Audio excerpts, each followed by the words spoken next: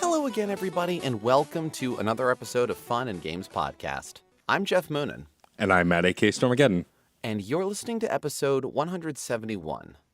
And listeners, welcome to the next level, because we're looking back on the Sega Genesis, the Sega Mega Drive, the Megalith, the Tower of Power, the Sonic Machine, whatever you want to call it, however you think of it. We're looking back on Sega's, basically their 16-bit legacy, which very much centered around, those of us in North America, the Sega Genesis.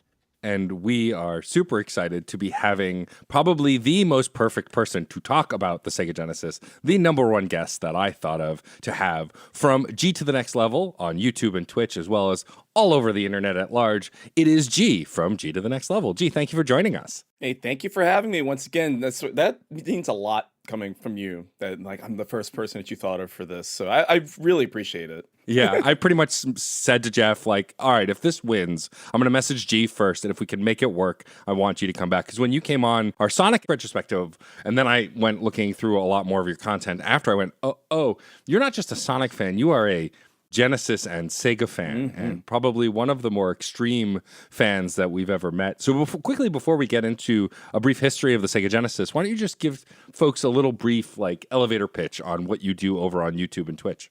Yeah, I'm G to the Next Level. Welcome to the next level, but with a G like me. I mostly do retro content theming around Sega, but not limited to Sega, but mostly Sega because it's my favorite company when it comes to video games, whether it be the Genesis, the Saturn, the Dreamcast, the Sega CD, whatever you name it, but mostly around the Sega Genesis because that was the video game console that I felt really brought me to the dance, what really made me love video games. And a certain little blue hedgehog may have helped with that. So I mostly do streams on Twitch 4 days a week.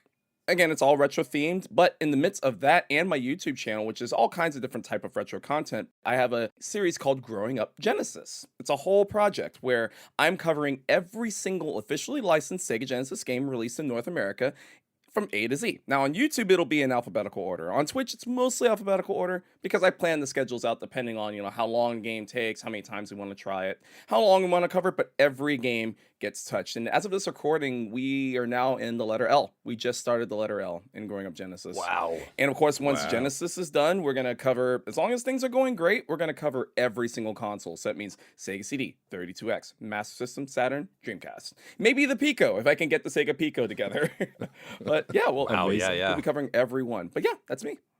Amazing. Well, we're so happy to have you. I'm grateful for your expertise on the Sega Genesis, a console that came out in Japan in 1988, in North America in 1989, in other places through 1990. Apparently not in India, not till 1994? That seems so strange to be like a 4-year lag. There's plenty of those as far as releases go, and Sega in particular, the Master System, its previous incarnation, its 8-bit incarnation, I suppose, the Mark III, however you want to think of it, had its own sort of spotty distribution. It more or less went everywhere, but at different times in different numbers. It was far more popular in Europe than it ever was in North America. So for a lot of North American gamers and kids, the Sega Genesis was the first of Sega, and then we slowly figured out, they do arcade stuff too. Meanwhile, the Master System down in Brazil was being distributed, manufactured, everything into the early 2000s. So, it's Sega. There is very much you can almost tell me, Sega did that or it happened. Yeah, the Sega Genesis premiered in this country in actually 2003 and it was very popular. I'd believe you. Yeah. So we have a friend of the show, Josh Koval, who hosts Still Loading, and we weren't the only ones who thought G would be the perfect person for a Sega retrospective because they also did a Genesis retrospective. And I know over there you had asked each other whether you preferred the Mega Drive or the Genesis. I want to change it up here and ask instead, which was the first Genesis you had? Was it the big honkin' giant 16-bit and gold letters system, the original launch one? High-def graphics? Or was it the Square system that came out as the second generation? I had the smaller Square one.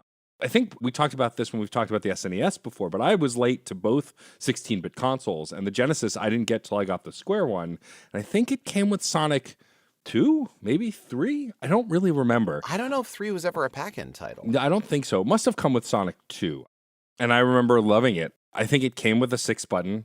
Either that or the 3-button. It's hard to remember, but like I was obsessed with it from the moment I got it and the moment I played Sega. Gee, I'm curious, which one was your first system? Did you have the OG Genesis or did you get this Square one as well? So my first one was an OG, but it wasn't the OG. It wasn't the one that actually had the high definition graphics across the oval on the side. Mine does not have high definition graphics. Well, at the time it was high def graphics, I guess, but yes, my first one was a Model 1. But yeah, it did not have the high definition graphics naming on it. But yeah, throughout the years, I've been collecting many of the other iterations of the Genesis. I just recently picked up one Square Model 2, in particular, the Majesco model, which is the 1451. I was trying to remember the model number, the 1451. It's a late release that has like a 3/4 motherboard. And I've been trying to dispel this rumor about, hey, this one, because allegedly this one's audio rivals the Model 1, which is one of the best reasons to own a Model 1, is because the audio is so crispy and it's got the headphone jack. And it's the one that actually has stereo audio in the headphone jack. Correct. And actually, that's a video I'm going to be working on for YouTube. Ooh, nice. In the near future. It's just dispelling the myth. Is it better or is it not? But yes, that was the very first one. And ours was the Altered Beast pack-in. Because that was the one that came in. But it was that same Christmas that we got that. We got Arnold Palmer's Tournament Golf, Outrun, and Sonic. Because, yeah, I was exposed to Sega before the Genesis because my dad and I used to go to an arcade at the bowling alley that they played at. And I guess that arcade either had a partnership with Sega or they just loved Sega because they had all of their classic arcade games. And so when they came home to the Genesis and we were looking to get our next video game console, my dad saw those games. Arnold Palmer kind of helped grease the wheels a little bit too because he's a golfer. But we saw all those games and he was just like, yeah, let's take home a Genesis. Incredible. Nice. I mean, also, yeah, Sega in general, where Nintendo has its history as a toy manufacturer that then evolved into making games, including arcade titles, I feel like Sega has the strong arcade pedigree and the arcade history. And it's almost like, yeah, you're saying that, maybe the arcade had a partnership with Sega, or maybe Sega just made some bomb arcade games at the time. I think you're right on the latter half of that. Because they did. I mean, even modern gamers or the modern very young gamers, if you're playing any Yakuza or Like a Dragon title these days, you can just walk into any of the in-game Sega arcades and play those classic Sega titles and get the thrill of Outrun, of Afterburner.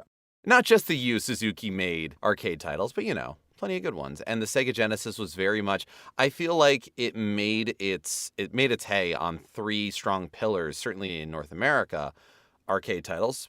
Altered Beast, Good, Bad, and Different, Wise from Yoglev, is very much an arcade port and a great one. It was that, sports titles, and Sonic the Hedgehog. Absolutely. I agree.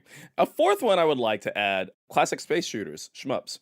I think it's another really good one for it, too, because, the Super Nintendo, I mean, of course it's all subjective, right? But I think this is one thing that I could say is, the Genesis just walloped the Super NES in that category. Yeah, I would either call that a fourth pillar or a subsidiary, like a subfolder to arcade, because it definitely was that, like, it has the speed, it has the thrill, it has everything else to it. There was that whole ad campaign about whether blast processing, Genesis does what Nintendo don't, but a lot of the certainly early Genesis titles went for that fast-paced arcade feeling that Super NES, when it spread its wings into more strategy, RPG, longer, the continuation of the NES idea of adventure titles, Sega just kept with adrenaline. And yeah, shoot 'em ups are incredible for that.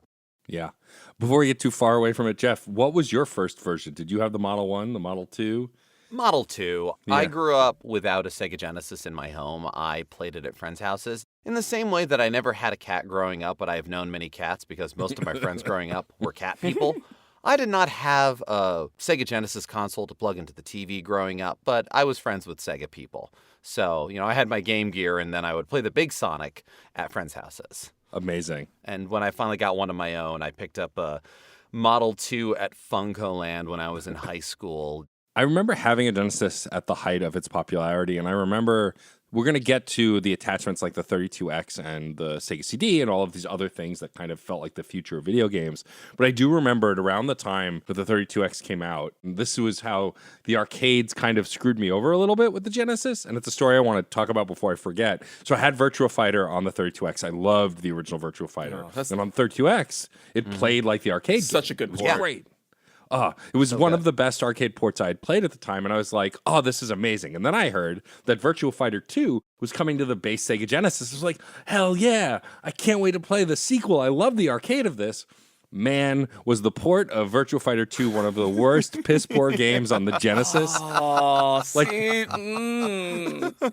you and I are gonna disagree on this one. So I don't think it's bad per se, but when you're expecting a sequel to Virtua Fighter on the 32X and then you get this 2D only side-scrolling fighting game where the camera doesn't move around, the polygons aren't as vibrant as they are in the arcade version of the original Virtua Fighter, it was still a good fighting game, but it very much didn't just live up to the hype of the cool 3D graphics that Virtua Fighter had on the 32X. And so I was just kind of disappointed. And it was early time when I learned, oh, these things can't magically be the same on the arcade and on the home console.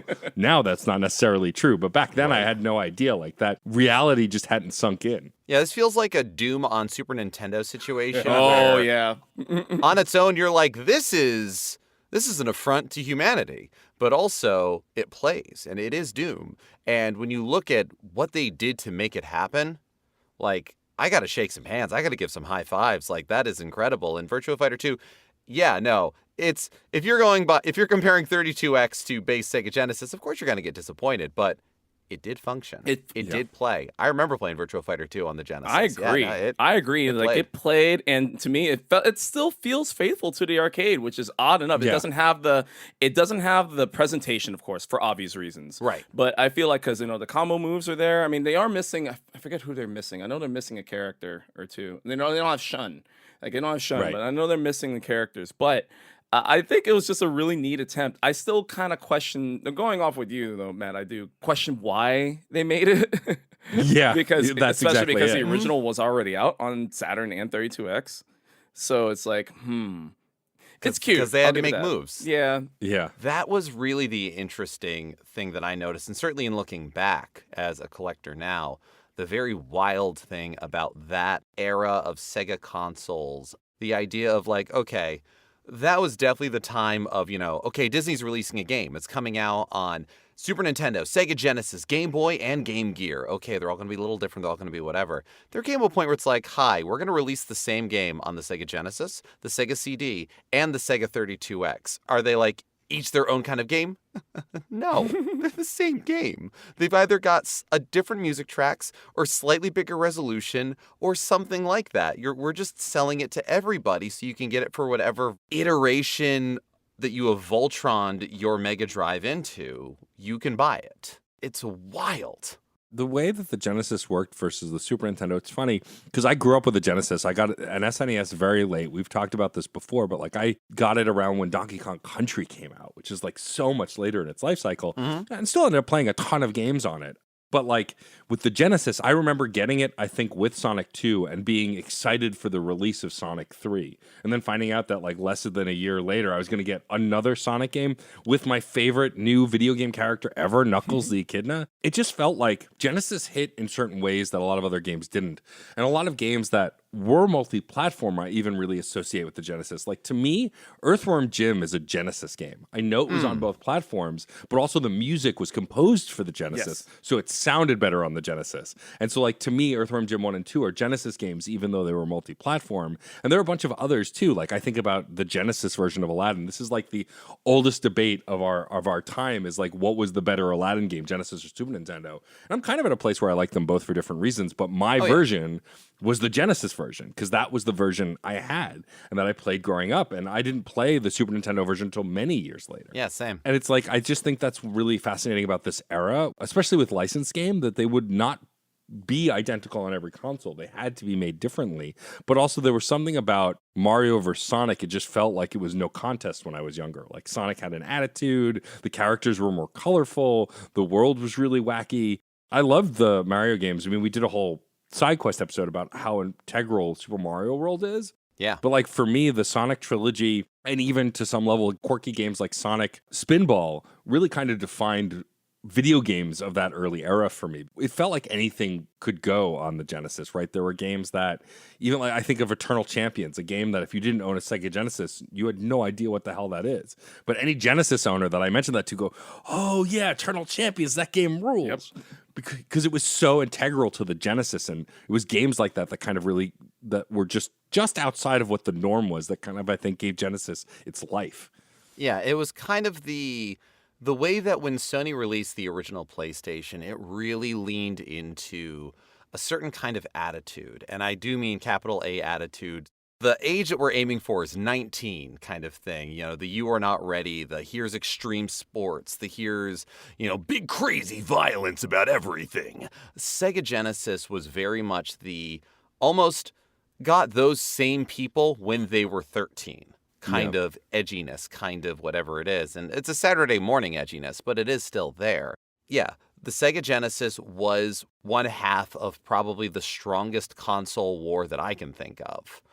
I mean, I'm sure other folks would argue that, but this is speaking personally.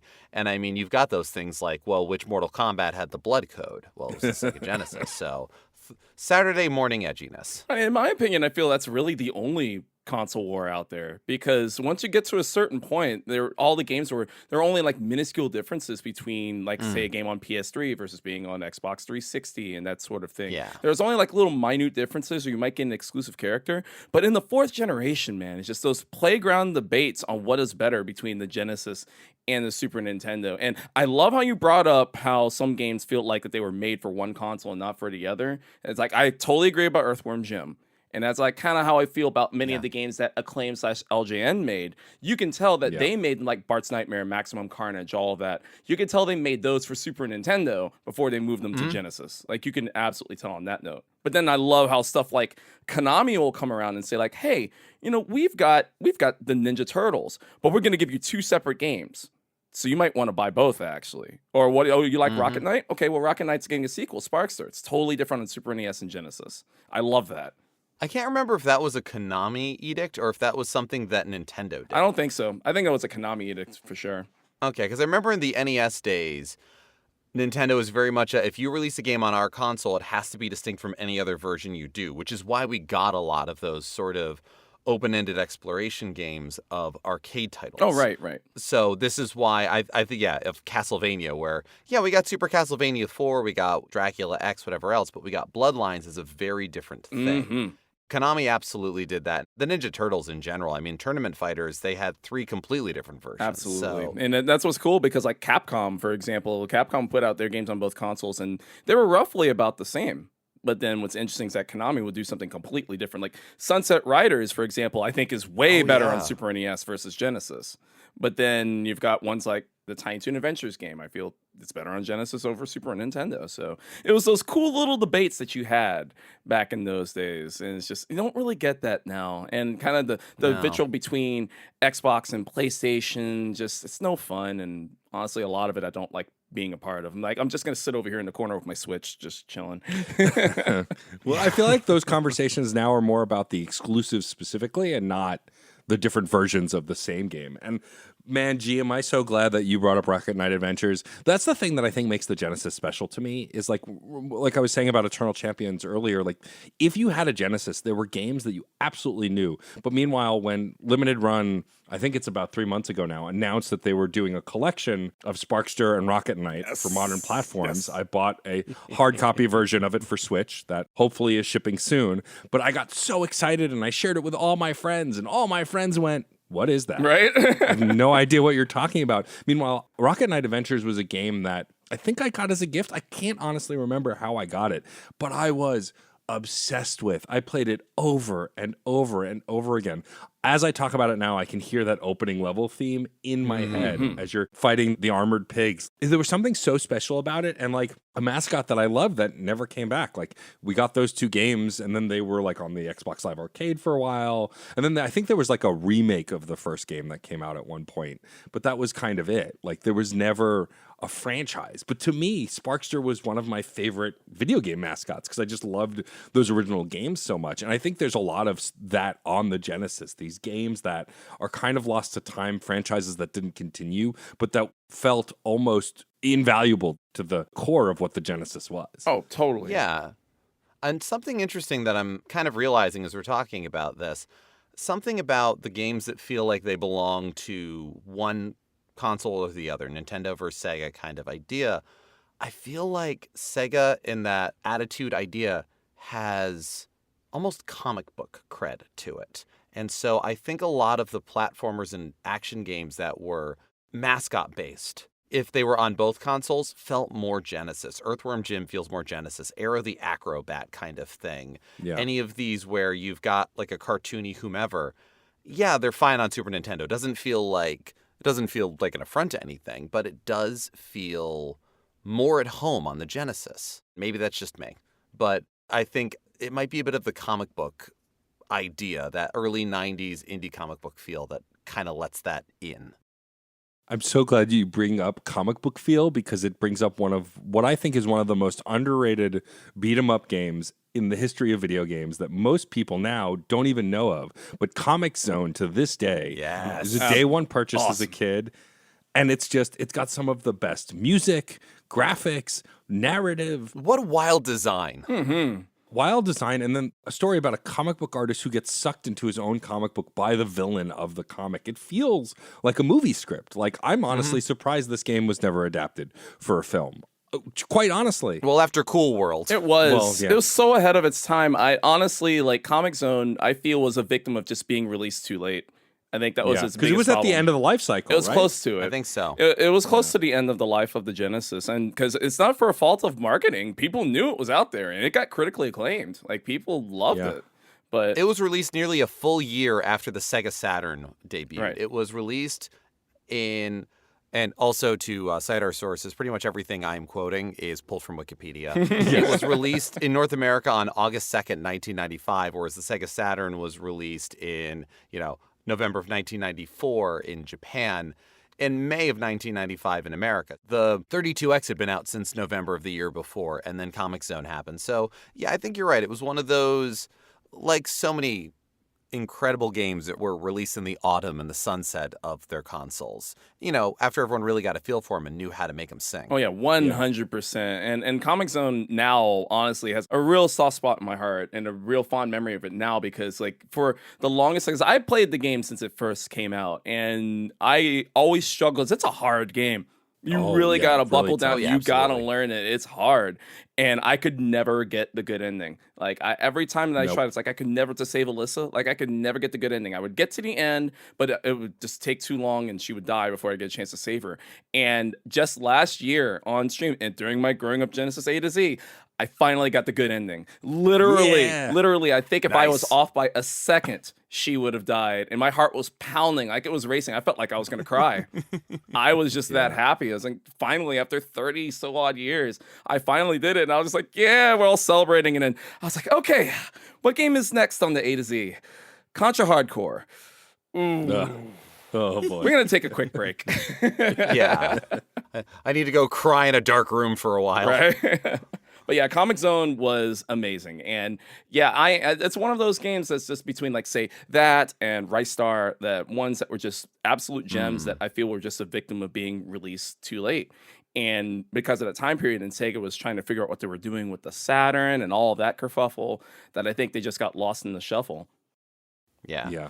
It is very interesting, and we don't have enough time to delve into it here, but honestly, anyone who is interested in the history of the Sega Genesis and the Sega Saturn and sort of the rise and fall and what happened with Sega and their consoles really needs to look at the rivalry, I suppose, between Sega of Japan and Sega of America. Yes. And the sort of communications that went on and why we got the most incredible properties and ideas amongst the most seemingly boneheaded decisions one way or another. Oh, agreed.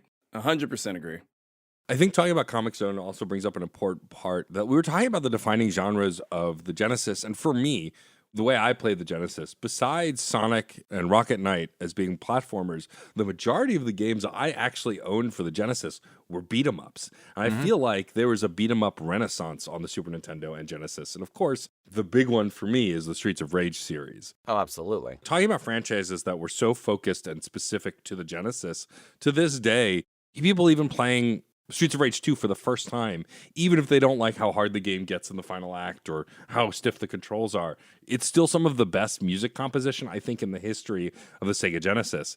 And all three of those games are a blast to play. And there's just something that felt right about playing beat 'em ups on the Genesis. They just felt the perfect franchise style or type of game to play on that console. And I had a ton of them. I mean, the list is endless of beat 'em ups that came out for the Genesis during that era, and some of the best ones were on the Genesis as well. Oh, definitely. I mean, I would probably say even with Streets of Rage, like it's one of the, especially two, just one of the most beautifully composed music soundtracks of all of gaming. That's also another series that just means a tremendous amount to me and a lot of Sega fans out there. Is one of those games that just truly define the company. And that's why I'm glad that they chose it to be one of the first games for their new initiative to bring back some of their classic IPs under new games. Even though we did get Streets of Rage 4, which was also awesome, but I'm glad that they're reaching back into their history. But at that period, though, yeah, you're absolutely right. The rivalry, which really shouldn't have been a rivalry, it should have just been handshakes. Let's work together. Let's make the fans happy and make money across both shores. Just the combativeness between Sega Japan and Sega of America is just unfortunate. And you're absolutely right. A lot of decisions that could have easily have been avoided. Who knows? Maybe they would still be making consoles today. I know, right? Who's to say? Talking about the music of Streets of Rage, I think it is also worth pointing out that in general, I can't think of a console that has more of a distinct sound to it than the Sega Genesis, using the Yamaha FM synthesis chip that they used for composing music, creating sounds. I mean, chiptunes in general is very distinct, and you can hear your consoles and things like that, but there's a difference, certainly for me, in listening to throwback soundtracks these days, whether it's real chiptunes or people just kind of using synths to ape it. There's times where, oh, this is chiptunes, and some I listen to and I go, this sounds like Sega Genesis. Yeah. Certain modulators that happen, certain swings and ideas that happen. I mean, not every soundtrack on the Sega Genesis was New Jack Swing, but there was definitely a bit of that going on there. And so it was an interesting shift on the Koji Kondo jazz style. That's its own music discussion, but I did want to at least bring up the incredible sounds of the Genesis. Yeah, absolutely. I mean, there was a crunchiness to the Genesis sound that you couldn't replicate on the Super Nintendo. Similar games would just sound a lot smoother on the Super Nintendo because of the different sound chip. But yeah, that crunchiness, that like tinniness that every game has. Like I'm thinking now in my head while talking about it, the Sonic Spinball kind of heavy drum and bass of their music with like the tinniness of the guitars and synths. Like it just felt heavier on the Sega Genesis because of that different chip. There was actually like a difficulty in the chip that caused distortion in some things that were done at a low amplitude or at a lower volumes. The Super Nintendo and the Sega Genesis definitely went for, let's get electric guitar sounds on what we're doing. Like, let's get Mega Man X on that shit. But you could actually get distortion going on pretty easily on the Sega Genesis sound chip. So stuff like Afterburner and everywhere else, like you could write around it. So it was pretty cool. It's funny, we usually fill a large chunk of these retrospectives on peripherals, but back in this era, like there wasn't a ton of stuff for the Genesis besides the console add-ons, which we're going to talk about in a few. There was just other kinds of Genesis. Oh, yeah. They had a Genesis in a boombox. Well, yeah. I mean, there's a couple of others though. I mean, you've got the Menacer light gun, and like the Menacer Yes, light that's gun is true. one. You got the activator, the motion control controller, which doesn't work super well, but hey, it's there.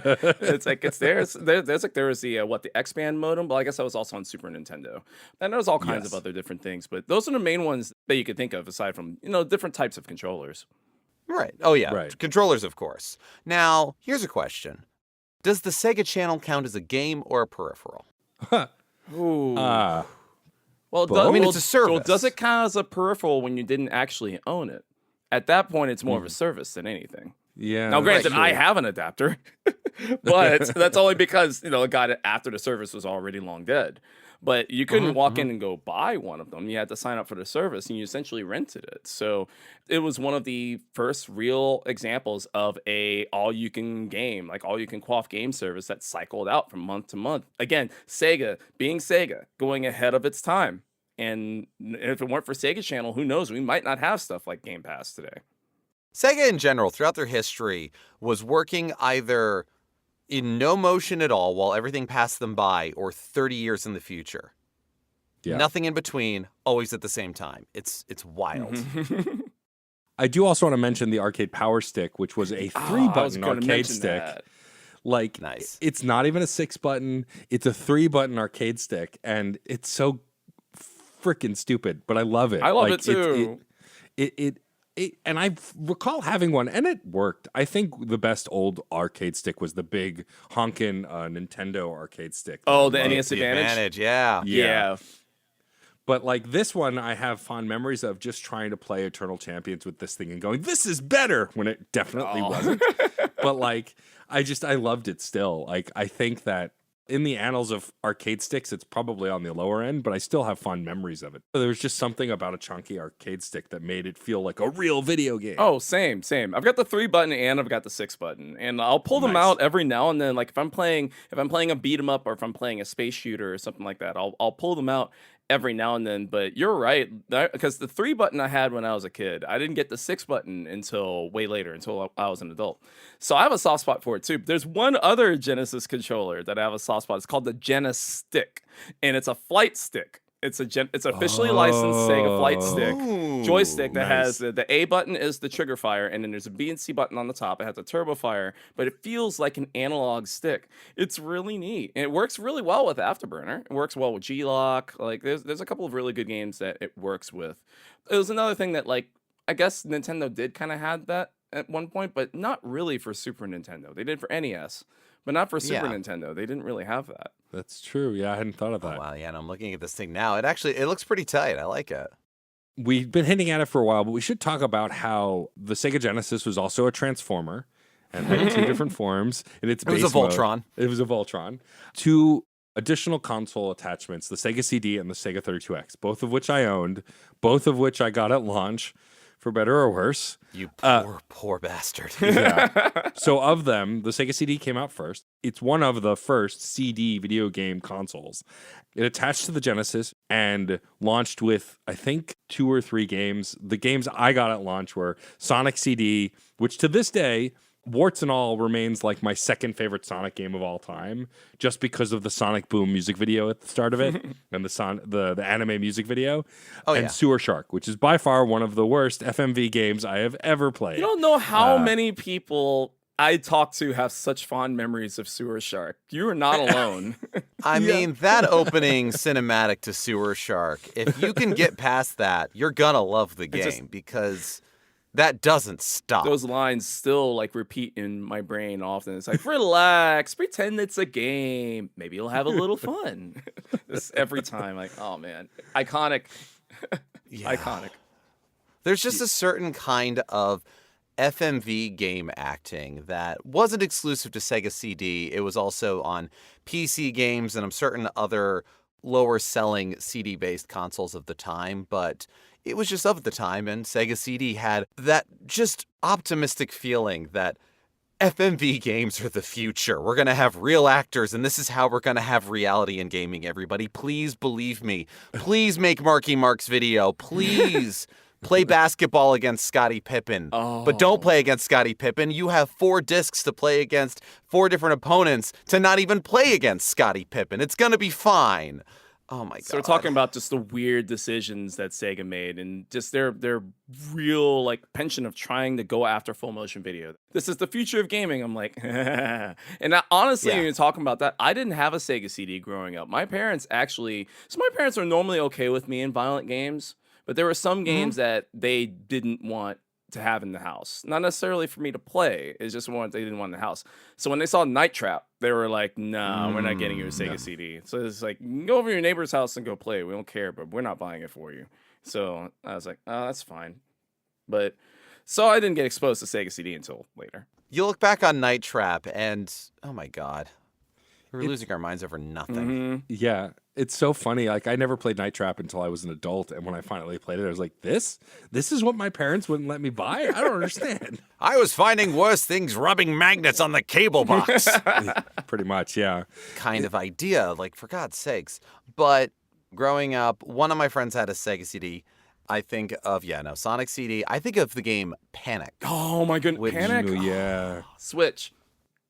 It's Yeah, the no, just most wildest game on the system. yeah. Well, and the thing about Sega CD, Matt, as you mentioned, it was one of the first CD-based consoles that you could plug into your TV that hit North American audiences. And thus, it kind of got an interesting pulling together melting pot effect of if any other company wanted to adapt their CD-based game, their FMV game, it's got their CD-based audio, whatever it is, they needed the storage into American homes, it became a Sega CD game. Sega CD was the only way that American audiences got an English version of Hideo Kojima's game Snatcher. Yes. Or all sorts of other like RPGs and things that I can't think of right now, but that's always the one I think of because I do have a Sega CD and I don't want to spend that much money on Snatcher, but I want it. Yeah. So, that's always in my head. I mean, yeah, games like the Lunar series Yeah. were definitely only on the Sega CD as far as I know. I think both of them were Sega CD games at first. And Yes, then I believe so. re-released later on PlayStation and stuff Yeah. with a new title and things. But like there were some games that were just Sega CD versions of the Genesis games with like shinier graphics, and then some of them were only on the Sega CD. I mean, Sonic CD, which I mentioned, which was a time travel story. It was Sega of Japan's Sonic 2. Right. It's so interesting because it instilled things that are now in the DNA of Sonic. Metal Sonic and Amy specifically are a huge part of the franchise, and they debuted in this game, a game that until recently not a lot of people played, because until it came out on collections, if you didn't have a Sega CD, there was no other way to play this. Right. Because a lot of titles sort of live only on the Sega CD, it is a hell of a system to collect for these days or find anything for it. Sega in general is, they're out of the console manufacturing game, but they are in the business of preserving their legacy. They have definitely been releasing retro collections of their games every console generation, several times. Here you go. Like there's probably around 70 to 75 Sega titles. There's no one release that has all of them, but they all kind of cycle and come and go and ebb and flow. Usually around 40 to 50 something of them happen. But most of them are Sega Genesis. You don't get 32X, you don't really get Sega CD. And so things like playing KO's Flying Squadron, which by all accounts seems like a hell of a game. I've never played it. It's wonderful. Right. I've either got to emulate it or fork over $400. Yeah. I mean, and that's talking about the 32X, which came out a few years later and was essentially the big boy evolution of the Sonic and Knuckles cartridge as far as shape and function. There are games that are stuck on that console that are still only stuck on that console. I think of games like the Amazing Spider-Man Web of Fire game, which was probably the worst Spider-Man game I've ever played. But we deserve it. I mean, we did. Also, I think of one of my favorite games that's also arguably, I think, not a great game. I don't think it's as bad as people make it out to be, but Knuckles Chaotix. Yes. Still, to this day, Knuckles' only game that was just for him and brought in characters who ended up becoming a huge part of the franchise as well. It's not a great Sonic game, but it is an interesting experiment. And it bums me out that no one gets to play it now, or they've never attempted something in that world or given Knuckles lead on a game again. I would agree. Like Knuckles Chaotix, for some reason, it's like, look, if Sega really wasn't that serious about the whole Chaotix team, they wouldn't be featuring them in all these other games. It just feels really wrong that they're bringing them in all these other things, but they simply refuse to. I mean, we got that little tiny acknowledgement in Sonic Origins Plus. That's it. But other than that, it's like no ports of this game have been on anything other than that Game Tap service back in the day. You would think that they would at least have put that on Origins. It just seems like a wasted opportunity. But I agree with you. Knuckles Chaotix does not deserve nearly the hate that a lot of people throw at it. It's a different kind of Sonic experience, but it's a fun one. And the soundtrack is amazing. My favorite soundtrack Sonic slaps. Ever. Yeah. Ever. The special stages, the concept of the ring motion and everything else, none of it was perfect. A lot of it wasn't even polished. But it was all actually quite intriguing. Yeah. Agreed. I've mentioned this before on the show, and I'll say it again because it's very germane here. In starting to collect for the Sega CD and the 32X in my home, my spouse has never really played through many of the Sonic games. Very familiar with, played bits and pieces, but in testing out the Sega CD, we started playing Sonic CD. And Sarah does not replay games. We played through Sonic CD twice, immediately. She loved it. She's like, this is my ideal of a Sonic game. Oh my god, this is incredible. This is so fun. What about the special stages? What about the special stages? This is just a fun game. And we got the 32X up and running and working. And it's like, all right, cool, let's try out Chaotix. She hates Chaotix with a passion. Yeah. And it might just be like the soaring highs of Sonic CD into like the polish of it, the whatever, into Chaotix. But it's not like the name is Mud in our house, but there's a little bit of a like, I feel like she would spit on the ground if we were talking about it. I don't blame her though. I mean, if you're starting with something like Sonic CD, the bar has been set. So for exactly, like transitioning that, it is a disappointment. Yeah, it is. Yeah. There was something also interesting about the 32X as far as like I mentioned it earlier with Virtua Fighter. It's probably one of the best ports of Virtua Fighter beyond the arcade was on the 32X, and then also Primal Rage. Also, probably one of the better ports of that game on a console. For better or for worse, it was Primal Rage. Agreed. Yes, correct. But then you get games like Cosmic Carnage, which like again, this is the Eternal Champions thing. It's like, unless you played Cosmic Carnage, you have no idea what the hell is Cosmic Carnage. It's bananas, Bananas. Yes. It is a weird fighting game. It's just weird. So strange. The Star Wars arcade on Yes. 32X is beyond reproach, and I will fight in a Denny's parking lot for its honor. Yeah, I mean, it's also, I mean, the Star Wars arcade is one of my favorite arcade games, but the fact that they got that thing working on the 32X is still kind of astonishing to this day. So good. That's still one of my personal Sega quests. I have never played the Sega Star Wars arcade game, the one that the 32X version is based off of. I've never played that one. I've played all, like the Atari, and then I played the Trilogy and Racer arcade games. I've never even seen one in an arcade. So like one of these days, I would love to find an arcade that has one. I will go to it. Now that you mention that, I don't think I have either. Huh. Yeah, I've definitely played it in an arcade. I remember playing it when I was younger, but like modern arcades now, I can't think of one that would have it. I have not seen it in a long time. And it's too off the beaten path for your like retro barcades or anything Yeah. like that to really bring it in. It's one of those things where it's like, oh yeah, no, that would be great, but we're full up. Or they have a different Star Wars arcade game. Right. Everyone wants Trilogy. Everyone wants to have that lightsaber duel. Yeah. So Matt, yeah, I'm glad you were talking about the 32X in such a light like that. A lot of people dump on the 32X, and as far as a hardware standpoint, I think it was a mistake, right? No, mincing no words, it was a mistake. But to me, I love the library. There's some great, fantastic games that, as you said, are locked to the 32X. Arguably my favorite version of Virtua Racing, not counting the one on Switch. It's like my favorite version of Virtua Racing. It's got a Metalhead, which might not be everybody's cup of tea, but again, it's just something that was way advanced for its time. Having a first person, Metalhead's fun, yeah. Yeah, I think it's fun. Yeah. And one of my personal favorite games on the console, Zaxxon's Mother Base 2000. And that's another one that like only like the diehardest of Sega fans probably know. An isometric shooter that plays sort of like Viewpoint, like on the Neo Geo, but you could hack in your enemies and steal their powers. And it was mostly polygonal. I think it had like some of the highest amount of polygonal rate on any 32X game aside from Metalhead. And the soundtrack is just incredible. Oh, I'm like, more people need to play this game. But alas, that's the only way. It never came out on anything else. And Zaxxon actually has a strong legacy on Sega. It was one of the early Sega arcade ports that went really well for them. So the fact that, actually this is news to me as well. Like, damn. Also, when are we ever going to get a tempo collection? Yes. Let's get a super tempo in some capacity because, as you say, you don't want to pay like hundreds of dollars for KO. I don't want to pay hundreds of dollars for super tempo. It's like get us in there. Yeah, I've only got Tempo 1. Me too. Tempo Junior I'll probably get for my Game Gear at some point. But other than that, no. You can get 3 games on a compilation. I'll spend $40 for the Switch version of that. Come on. Absolutely.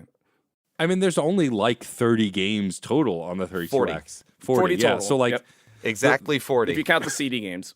Oh, yes, the 6 games that require the 32X and the CD because it is and they were all ports. CD game. No exclusives. Yes. And all of them were FMV titles. Yep. And they were utilizing the raw graphical processing power of the Sega 32X to increase the resolution. They did not change the gameplay. It was still a Sega CD game that used the 32-bit processing power of the 32X to have a higher resolution. That is it. And you want to know what's even weirder about that is just that it increases the resolution. You think that most of the games do play the same, if not better.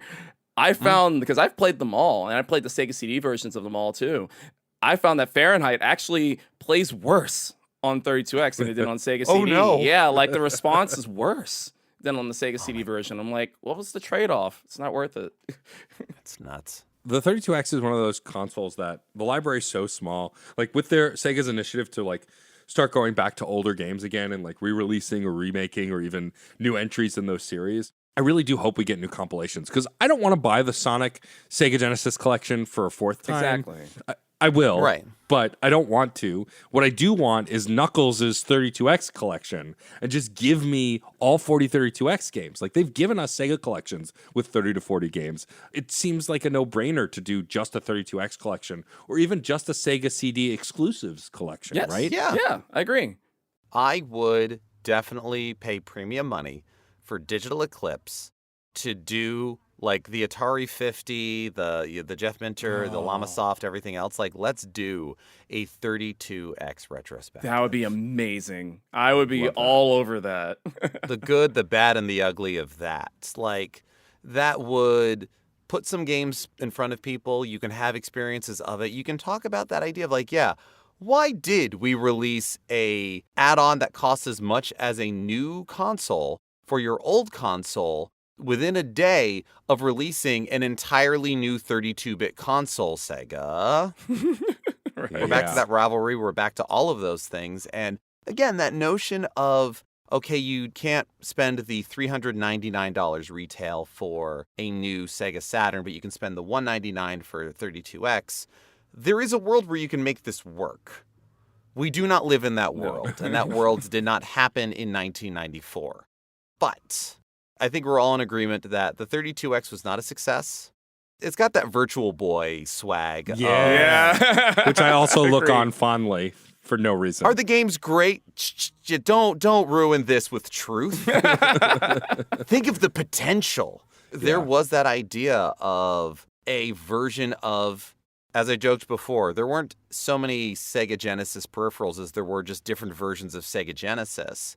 And a lot of what we got were ones that were the Sega Genesis and the Sega CD mashed together. You got your CD-X, Yes. that was a CD player, a Sega CD, and a Sega Genesis. There was the Victor Wonder Mega, that was a Genesis and a Sega CD as well. My there was the favorites. Laser Active Pioneer, that was the Laserdisc player that had swappable modules to play Genesis or Sega CD, as well as other consoles as well. But we never really got the Sega Neptune, the purported all-in-one Sega 32X Genesis. Honestly, there is a world in my brain, exists entirely in my brain, where you could mod a Sega Saturn and it's a Sega Saturn that also plays Sega CD games and those old Genesis cartridges. Like, I don't care if the cartridge slot in the back is for a RAM cartridge. It's a cartridge slot. Come on, man. Like when we all I'm grew 9 up. years old and I got mozzarella sticks and I want to play all of my Sega games on one console, okay? I mean, we all grew up. We all thought that cartridge slot was for Genesis stuff at first. We were like, Oh, we all absolutely. did. But Yeah, so, are totally. either of you have either of you experienced the Genesis Mini or the Genesis Mini 2 in any capacity? I have not. Unfortunately, no. I got very excited about the games, though. So here's what I would love. I have both of them. They were both awesome. But I would love for Sega to re-release the games that were on those as compilations because, yeah, Matt's absolutely right. Sega has this routine habit of like, oh, a new console is out? Great. We're going to make a compilation of Sega classics, but it's still going to have 90% is going to be the same games that were on the last one, but then these 10%, man, we'll throw in a Ristar, we'll throw in a Light Crusader, we'll throw in something that maybe you haven't even heard of. Here's Landstalker. Here's Beyond Oasis. Yeah, but the Genesis Mini and the Mini 2, they plucked so many hidden gems like out of those, especially the So when they announced the list for the Genesis Mini 2, and my wife can vouch for this, and what's funny is because my wife grew up Nintendo and I grew up Sega. It was when 11 years married. She was in the kitchen cooking, and I'm in the bed because they just dropped a YouTube video with the game list from Mini 2. And are you familiar with a game called Atomic Runner or Chelnov?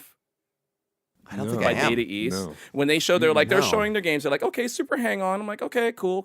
Yeah, Bonanza Cool, Brothers. yeah. Like, all right, cool. And then they showed Atomic Runner, and I screeched at like the top of my lungs. And my wife was like, what happened? You okay? I was like, Atomic Runner. It's the stuff like that. That's what I think Sega needs to do. If they're planning on doing a new compilation for this new generation, for PS5, for the upcoming Switch, whatever it's going to be, I think they need to pluck from either those or easy job, right? Or potentially easy job. The Sega Astro City Mini, because we need an arcade compilation. That's what I Yeah. really, really want. I mean, Sega, from their very first console to the Dreamcast, they were an arcade company. Yes. And that ethos never fully left them. And I think that was to their credit and to their benefit. And it would benefit all of us. You're absolutely right, G. Like, put that shit out there. Yeah. I'm checking the numbers here. Again, thank you, Wikipedia. There are 880 licensed games released for the Sega Genesis. And we are getting the same less than 100 over and over again. This is the same sort of criticism that I certainly have about Nintendo Switch Online and the Virtual Console. Yep. The legacy is worth preserving, absolutely, but I think we're not doing enough. And the fact that Sega, in its most popular generation, also released some of the strangest pockets that are inaccessible now, it does a disservice on all sides to everybody. Yeah. And I know that there's weird mires and profit margins and shit to worry about, but damn it, I need to play these things. And I feel like a lot of people need to know the context of it. You know, we'll play more FMV games if it's just part of a collection. Okay, I'll finally play Corpse Killer. Yeah. Actually, no, I'm not going to play Corpse Killer. I'm not going to play Corpse Killer. But, I'll think about it a little more. Yeah, that was one of the reasons why the Mini was so good. A few FMV games did make it on there. And then arguably one of the greatest strategy RPGs of all time, which was locked to the Sega CD. Shining Force CD, my favorite Shining Force game. Again, locked to the Sega CD, but they put it on the Mini. So I think that the capability is out there if they're willing to put it on a more wider scale, because the minis, the Astro City Mini, they were all limited releases. So it's like, get these out there, make some money. You've already done the emulation. I mean, I'm not a programmer, right? But it feels like the job is already at least halfway done. Yeah, this is one that it actually feels that way. And actually, you mentioning Shining Force, Jay, there are so many incredible series, not just a single game, but series that happen. And yes, the Sega Genesis, it had its sports titles, it had its arcade titles, it had its attitude platformers, it had RPGs, it had adventure games, it had Shining Force, it had Phantasy Star. It had multiple releases within this generation. And yeah, Phantasy Star definitely shows up on compilations, but it's still a testament to the fact that I love turn-based RPGs. I love them so much. And it still takes me a long time to remember that Phantasy Star exists. Agreed. And that's on me. Yeah. What else got forgotten? Yeah. I just feel like we have access to so much more of Nintendo's library than we ever had Sega's library. In particular, like talking about peripherals, we haven't even talked about what gets very little credit for being the Switch predecessor, but the Sega Nomad, a idiotic plan by Sega as a whole to release a whole handheld console just about at the end of the life cycle of this console and just make it play Genesis games on the go, but have like a 30-minute battery life. But I held a Sega. I never owned one, but when I was yes. I have one. When I went to camp as a kid in the mid-90s, a friend of mine had one, and he would bring it to camp every day. And so we started bringing our Genesis games from home so we could try it on the Nomad. And like, it was a magic trick to me. And the fact that I have the Nintendo Switch now is like, this is all I've ever wanted, is a portable version of a home console that can do both. And the Nomad did it first and did it pretty well. It looked pretty good. Speaker wasn't great. The fidelity wasn't perfect, but it ran and it worked. And there wasn't input lag. The games played well. And it just kills me that this thing, it only existed for 4 years and nobody ever talks about it. It's like the forgotten portable console. Yeah, I think Sega just was really trying their best to extend the life that they could out of the Genesis. Like, I think they were really, really trying their dangest to figure out, okay, well, we're trying to make this last for a little bit longer. What can we do? What can we get people still, thinking about and believing in the Genesis? And I think that's kind of where the Nomad came to play. But what's so interesting about it is the fact that it only came out in North America. And I didn't know that until not super recently, but I realized why it's so sought after overseas, because for some reason Sega put out this console only in America, which is odd. Very, very odd. It's so strange, and it's funny too. Geoff and I like to make fun of the Game Gear. I love the Game Gear, very much so. Like, it holds a very special place in my heart.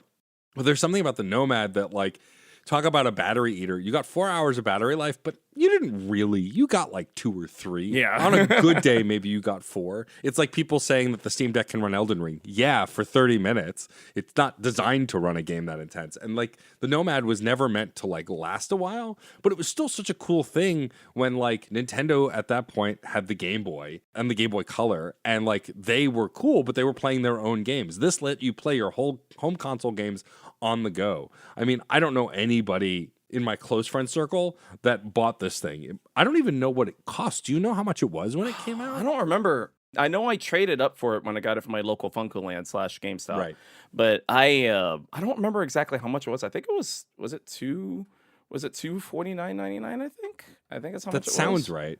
And it's funny because it's not even listed on the Wikipedia page how much it costs. And most of the times they have that, which I think is also very funny. Weird. But the rarity of it makes it kind of an exceptional thing. And like a thing that I've thought about buying, even though I don't have any of my Genesis games anymore. I gave away most of my collection, but still But it's a lovely conversation piece. Right, every time I see a Nomad, I go, but I could get a Sega Nomad.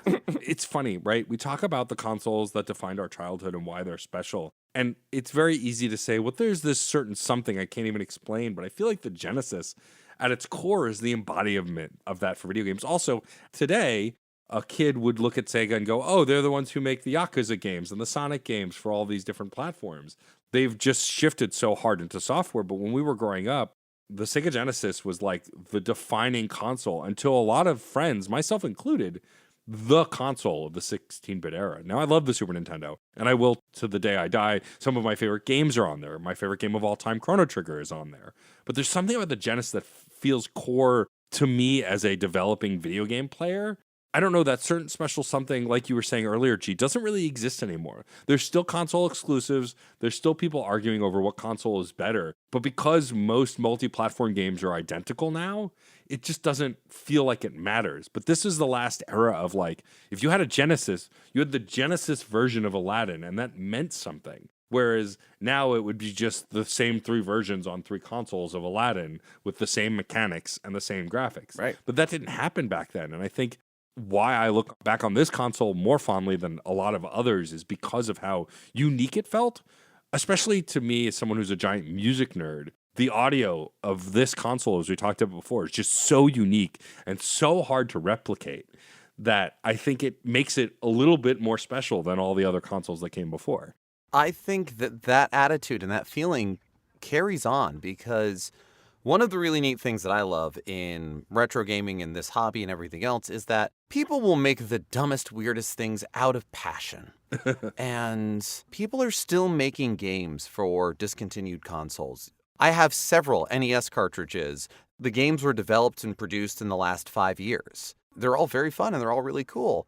I feel like the Sega Genesis is the one console that I see the most often, more than the NES, far more than the Super NES. Maybe Game Boy, but that's its own thing. That's handheld. Let's ignore that for right now. As far as home consoles go, I feel like Sega Genesis is the one that people are really still playing with and still doing cool stuff. I mean, Mega Cat Studios is producing all kinds of throwback games. A lot of them have a Sega Genesis release. There's something very cool about being able to get that physical game and popping it in there and playing that. I know VGNY Soft does a little more Dreamcast, but that's still Sega. I think there is a certain, Sega C'est Quoi, Je ne sais quoi of it all, that I'm not naming the episode Sega C'est Quoi. So, if you're listening this far, I think you have to now, though. Honestly, I'm just saying. You kind of planted the seed on that one. Yeah, a little bit. Please, I need that petard. Do not hoist it. But there is still so much love for it. And my brain just still wants to go, so when are you going to make a 32X game? Right? Yeah. Again, install base and everything else. Like the amount of, I suppose this is, speaking anecdotally, a lot of my more interesting retro collector moments, gets, hauls, whatever, are from my friends. I'm the farm upstate where we are not playing these old games anymore. You will give them a good home. Geoff, Sarah, please play them. And we do. And this often comes with consoles, which is how I got a Sega CD and a 32X. But the amount of extra Sega Genesis that I have, I've got like 4 Model 2s. I have paid for none of them. And so this says to me... So what I'm hearing is you're going to give me a Model 2. Do you want one? I got the cables and everything. You might need to figure out some controller stuff, because that's the real problem. At least one of them is now a 2-foot cable with electrical tape on it. It was like that when I got it. These are very well loved, and they can continue to be. Yes.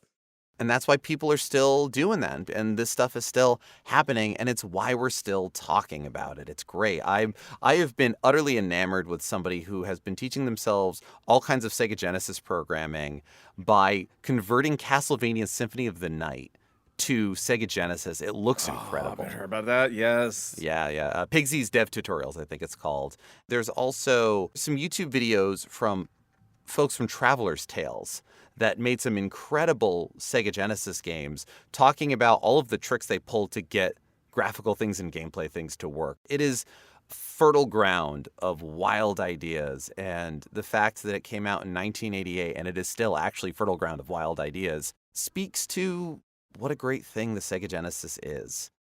I didn't grow up with a Sega Genesis, and it's so wonderful as an adult and as a gamer and as a collector to keep finding all sorts of new joys and things. We're going to talk about like what our favorite games were. We're going to wrap up with that. But this isn't my favorite game, but this is my favorite story. Have either of you seen the game Tom Mason's Dinosaurs for Hire? Yes. Absolutely. Yeah.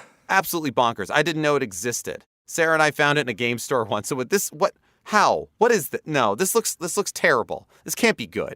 This is too ridiculous to be good.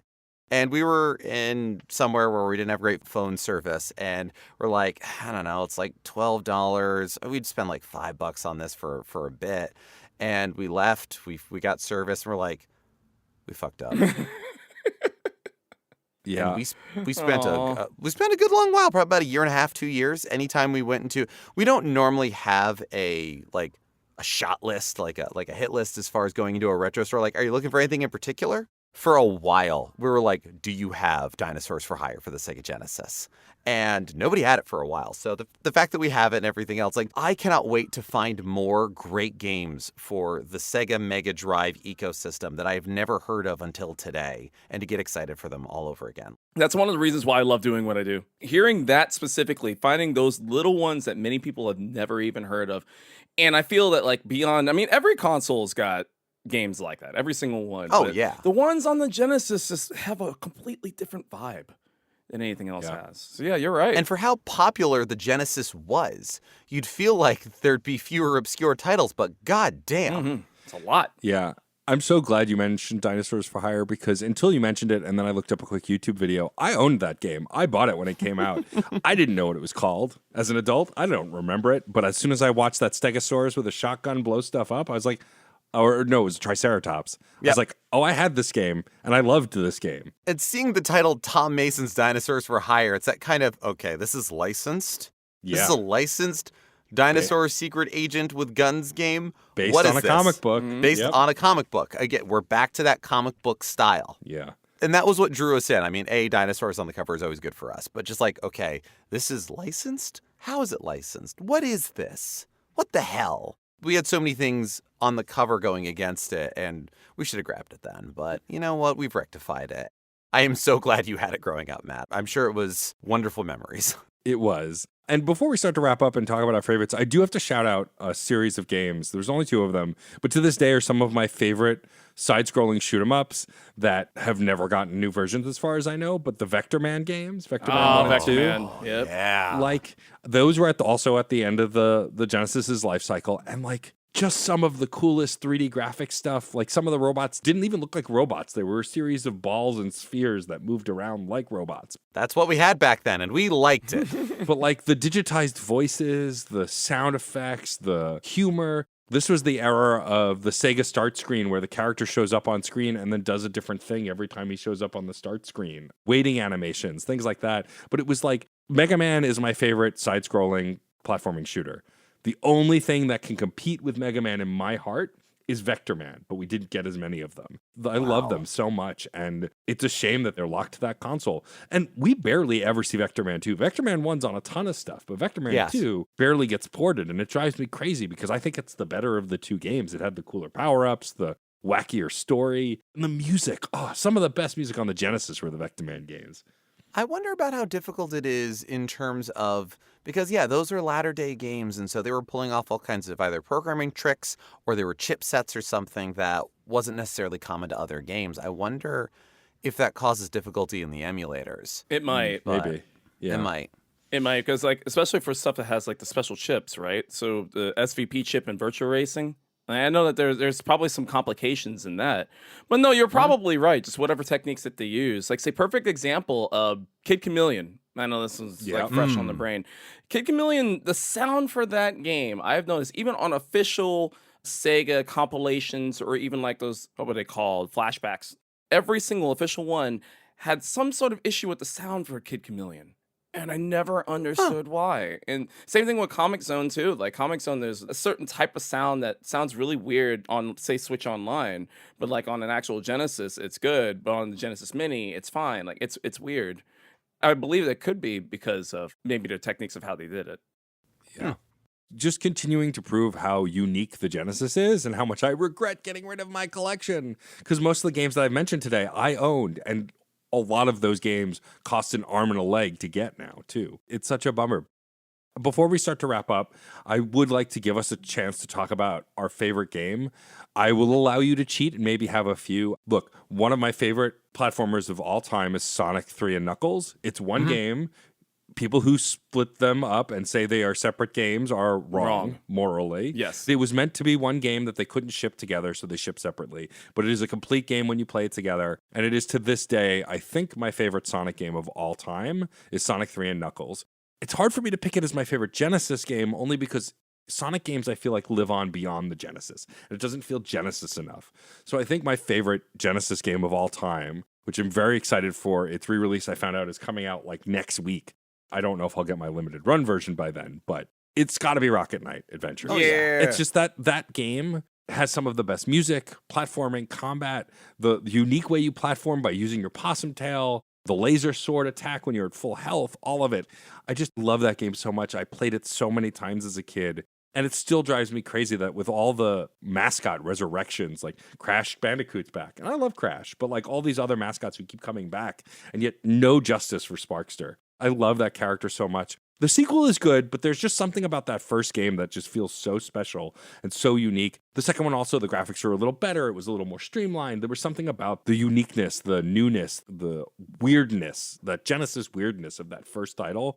And so my favorite game, without a doubt, unequivocally, is Rocket Knight Adventures. And if you're listening to this and still have no idea what I'm talking about, by the time you hear this, the game will be out on Steam, Switch, PlayStation. Buy and play these games. They are some of the best platforming video games ever made. Absolutely. Because as you know, once it came out, the world was changed, and that's what everyone's been talking about. Right, of course, obviously. Obviously. No, fully agree on Rocket Knight. It's just a tremendous adventure, and it's one that like I feel like people talking about Genesis exclusives, people don't think about Rocket Knight. Like they just think about the stuff that Sega has released, and just like no, don't forget Rocket Knight. That was a Genesis exclusive. Same like Splatterhouse 2. That was a Genesis exclusive. Like there are many that people just keep forgetting about. But yeah, I don't know why. Well, I guess maybe the one that they made for Xbox 360 and PS3 maybe it didn't do super well. Maybe that's why Konami didn't bring him back again. I mean, it's also a Konami game, and we know how great Konami is at supporting their franchises. Yeah, so, there's that too. Yeah. I think for me, because again, a lot of these are games that I found later, I do need to give an honorable mention to Virtual Pinball. Ooh. Which it's a good it's one. a great pinball game, and it is a pinball construction game. Yes. I'm not good at making pinball tables, but that's not going to stop me. It's based off of a PC game, and it's just one of these, like, one of the most bizarrely fully featured pinball games. It's minimalist if you're comparing it to the sort of stuff like Devil Crush. But damn, it's good. Like, just really well made, really good physics, and I don't know any other title that lets me do this. And if there is one, please let me know. I want more. But I think I need to kind of shout out another game that it lives in my heart rent-free, and it's Gain Ground. Oh, awesome yeah. choice. Yeah. Gain Ground is one of these, like, it is a fun game. It is a bananas bonkers design game. You've got, like, 20 some odd characters that have, like, gauntlet-like differences. They all play a little different. There is action. There is strategy. It is arcade style. It goes through different time periods because it's set centuries in the future, and the holodeck went weird because we needed something to do. The story makes no sense. It doesn't matter. Everything you need to know is in the title. Gain Ground. What sort of ground? Gain it. Are we medieval times, modern times, whatever? There's ground. You will gain it. Get to the warp. Walk over people to free them. Switch up who you're going to be. Maybe you got a spear. Maybe you got a weird club. Maybe you are a Mad Max pastiche. I don't care. Gain ground. I love that game. It's such a good game. And like I forgot like the isometric like I think of Ikari Warriors on Ikari Warriors, yeah. Ikari Warriors on the NES. Like there were so many of these kinds of games, and I forgot about Gain Ground until you just mentioned it. Oh man, what a good choice! It's so fun. I mean, like, yeah, Beyond Oasis, Landstalker, all those other ones more like, Zelda-ish and things like that. They're great. I don't have as much experience with them as I'd like. I've played a lot of Gain Ground. That's fair. What about you, G? Can you narrow down your oeuvre pretty much to one game that's your favorite on the Genesis? Man, it's a tough choice. Matt, you and I have already discussed one Genesis game that's near and dear to my heart. It's like we've already discussed one. I mean, the honorable mentions on my end, of course, like Rocket Knight, Thunder Force 4, Shining Force 2. And of course, the almighty El Viento, which is the most crazy platformer you could play on any console, and I love it to death. I can't, however, in any conscious, even Sonic 2, I can't in any good heart say that my favorite game on the Genesis can't be anything but Streets of Rage 2. Hell yeah. My favorite game of all time, period. It is my favorite game. I was just talking with my wife the other day about like just whenever you start playing a game and you have to finish it. You can't just get like that 5-minute fix. You got to play it all the way through. And with Streets of Rage 2, as soon as you start and you just get this feeling from the music and the impact and the sound effects, the graphics, the animation, the boss fights, just it to me is one of the perfect examples of how to make a sequel. Take everything the original did and make it better and throw in one of the most iconic soundtracks that I could jam to at any point in the day. I can't think of any other game that I've purchased more times across multiple platforms, with the exception of Sonic. It's my favorite game of all time, and I love it dearly. There are other obscure options that I could pick from my top. I gotta go with Streets of Rage 2. I mean, I'm glad you did. It's still my favorite beat 'em up to this day. I replayed it last month for the Retro Hangover podcast. Their Discord does like a group game play and review where everyone plays the same game and writes little reviews for it. And like Streets of Rage, I was like, I don't have to play this game. I've played this game so many times, but I'm going to play it anyway. And like, I just, barring the final area when you have to fight like every boss again and it becomes almost impossible, the rest of that game is damn near perfect, and it is some of the most iconic music in video game history. And everyone I know who's exposed to it, even if they've never played the game, go, oh, I'm going to be listening to this soundtrack all the time because it's just some of the most impressive music because it was written for that console. Yes. Yeah, an absolutely excellent choice. Hell yeah. Who's your favorite character to play as in Streets of Rage 2? Axel. Yeah. Axel and Rage 2. Classic. You get in with that rush combo with a grand upper, you're unstoppable. Yep. Yeah. I used to, as a kid, play Max all the time because it just was fun to be the big character. But as I've grown up, Axel has become my favorite. He was the first character I played in 4 when it came out. Like, yeah, Axel's a good classic choice. Jeff, do you have a preference for characters in Streets of Rage 2? Not enough to say distinctly one or the other. I definitely go for leftovers because beat 'em ups for me are largely a multiplayer affair. Sure. Which is one of the reasons I haven't put a lot of time into Streets of Rage. By the time I would have it in my house and be playing it, Sarah's not as big on beat 'em ups, except for the fact that one of the PAXs that we went to, there was the Games Done Quick relay thing that people could just sit down and play. That had Streets of Rage 2 in there. Ooh. And Sarah had a very good time playing that. It was level 2, stage 2. Nice. It was one of those where it was 4 games. You had a stage of each of them, and they were all wildly different. You had to get through all of them. And so there was like so many tries, whatever else. And she had a really good time with it. Nice. So I'm very much I'm player 2. Who's left? Cool, thanks. That's totally legit. Well, I'm sure we could probably go on for another hour about the Genesis. Maybe at some other point we will. But G, thank you for joining us. Again, shout out also to Josh Koval over on Still Loading. That episode of the Genesis retrospective that they did is also fantastic, and they covered even more stuff over there, so please go check that out. G, it's such a pleasure to have you here. You are my go-to anything Sega, and I'm so glad that you were able to join us today. Well, thank you so much once again for bringing me in. It's always fun. You know me. I'm always down to talk Genesis. Fantastic. Well, before we wrap up the show, I would love for you to tell folks where they can find you online, find your stuff online, the best place to check out all the stuff that you do. Okay, so yes, G to the next level. Pretty much everywhere out there. YouTube, Twitch, Instagram, Twitter, Threads, Facebook, TikTok. Guys, I've recently started putting stuff on TikTok now too. I cool. posted Nice. either my video game collection, mostly my Sonic collection stuff is on TikTok. But yeah, that's basically where you can find me. If not, I guess here at various different conventions and meets all across the country. It's been a wonderful wild ride. 6 years in, 3 years on Twitch. It's been awesome. And also, the Growing Up Genesis series, as of this recording, should actually begin on YouTube starting this month. That's where you can find me.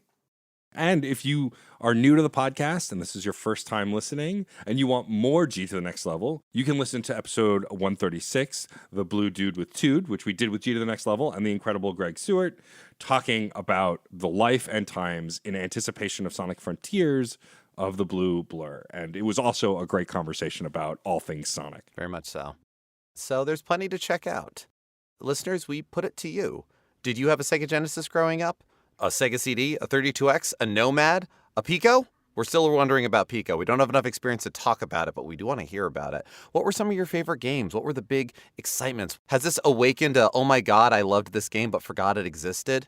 Because that just seems to be the way of it, and it's so exciting to hear about new ones. And we want to hear about all of this from you. Please get in touch with us. There's so many great ways to reach out. We are Fun and Games Pod across all social media that we are part of, which as of this episode is Twitter, Blue Sky, Instagram, and Tumblr. You can email us at funandgamespod@gmail.com. Let us know what you thought of this episode. Let us know what you thought of previous episodes. What games you'd like us to talk about, who you'd like us to talk with, what you'd like us to cover in future episodes. Show us pictures of your game collection. Show us your favorite Sega Genesis game or how many Model 2s you have in your basement somewhere, because this just seems to be the way of it. Do you have a good 6-button controller? I kind of want to see it. I've been having some trouble with that kind of thing. But please, let us know. You can also go to certainpov.com and find not only a bunch of other fantastic Certain POV shows, but a permanent invite link to our Discord server where we continue a lot of conversations, and some of our show topics form out of there. If you want a one-stop area to see everything that we're working on, We Fun and Games, you can go to our Patreon, patreon.com/funandgamespod. There is a free tier. You don't have to give any money to be a part of it, but we do appreciate any and all who have given their support, and we especially want to shout out those that are on the high scoreboard. Today, the high scoreboard is Alex Lavelle, Case Aiken, Daniel Needon, Roger Reichart, Alejandro Alves, Curly Bright, Film It Yourself, Patrick Edwards, Robert Prine, Sean Bowen, and Wes Bates. Thank you so much for your support. Please enter your initials. You will notice that with the blast processing, the cursor moves so much faster than anything Nintendo could make. Nice, get them. Also, our console retrospectives are completely patron voted. We open them up to the public. Anyone on the Patreon is able to vote. And though this one was kind of a red herring and we ended up doing all of the options. It was just nice to see people like Sega. Yeah, totally. But in the future, and by the time you've heard this, we'll put up our next poll. Please vote in them. While Geoff and I could just pick the consoles, the reality is, with a few exceptions, Geoff and I want to do them all. So it's more fun to give the listeners that power. So if you want to be involved in voting on the things we do, suggestions for the games, well, you can reach us in other places. The best way to connect is that Patreon. Also, if you could take 5 minutes and rate and review us on your podcast platform of choice, that's a huge help. We always shout out Apple and Spotify as the big ones, but Pocket Casts, Good Pods, tons of others let you rate and review. And that way, when someone searches Sega Genesis, they will find our podcast and this incredible retrospective. It only takes a few minutes, and it's really the best way you can help a podcast like this grow and grow its audience. Really, it's the audience that makes a good podcast because, yeah, we can name as many Sega Genesis, 32X, Sega CD games as we can think of, but we don't know them all. And just looking at Wikipedia doesn't do it. We want to hear about all the experiences. We want to hear about the love of gaming that we like bringing to you and we love that you bring to us. We couldn't do this without you. This is a conversation. Thank you for being a part of it. I'm Geoff Moonen. And I'm Matt A.K. Stormageddon. And happy gaming. Hey, Nerf herders. You sure you want to go with that? Hey, everyone. There we go. More inviting. Have you ever had a movie that you really wanted to love, but something holds you back? Or one that you did love in spite of a flaw? Well, I'm Sais. And I'm Sam Alisea. And on Another Pass, we sit down with cool guests to look at movies that we find fascinating. But flawed. And we try to imagine what could have been done when they were made to give them that little push. We're not experts. We just believe in criticism. Constructive criticism. Sure. So come take another pass at some movies with us. And every now and then, we can celebrate movies that did it on their own, too. You can find us at certainpov.com or wherever you get your podcasts. Pass it on. CPOV. certainpov.com.